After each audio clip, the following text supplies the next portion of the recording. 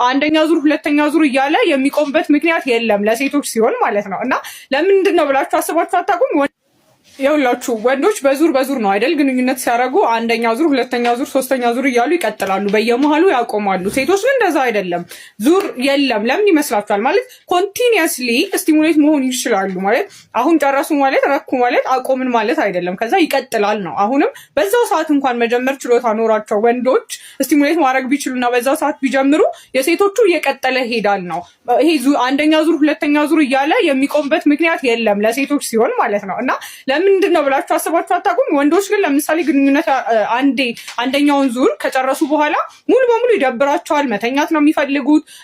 ደግሞ ያንን ነገር ሳያስነሱ ለሁለተኛ ጊዜ ሳይጀምሩ እንኳን ለረጅም ቀናት እንኳን የሚፈጅባቸው ወንዶች አሉ።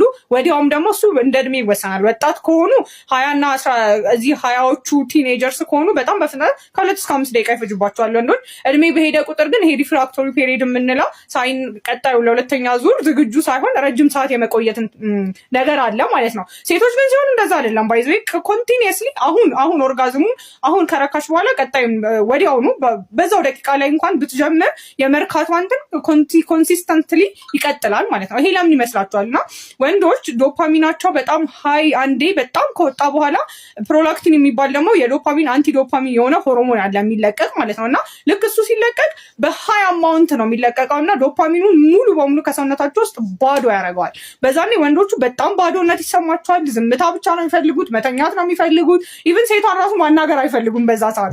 ይሄንን ካዲያ ኖርማል ፊዚዮሎጂ ስለሆነ ሴቶች አይወደኝም ስለማይወደኝ ነው ብላችሁ ማሰብ የለባችሁም። በቃ ኖርማል ፊዚዮሎጂ ነው፣ ይሄ ተፈጥሯቸው ነው። ሴቶች ግን ይሄ ዶፓሚን አንቲ ዶፓሚን የሚባለው ፕሮላክቲን በጣም በትንሹ ነው የሚለቀቀው ሲጀመር ማለት ነው።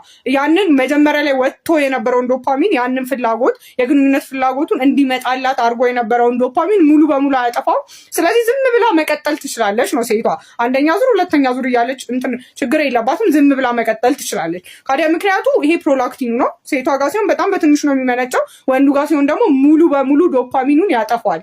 የዛኔ በቃ ትልቅ ባዶነት በዛ ሰዓት ወንዶቹ ፊል ያደርጋሉ። ይሄ ደግሞ ኖርማል ፊዚዮሎጂ ነው እንጂ የጤና ማጣት አይደለም። ሴቷም ደግሞ ለዚህ ነው ኮንቲኒየስሊ ኦርጋዝም ማግኘት የምችለው መርካት የምችለው ኮንቲኒየስሊ ለዛ ነው ማለት ነው።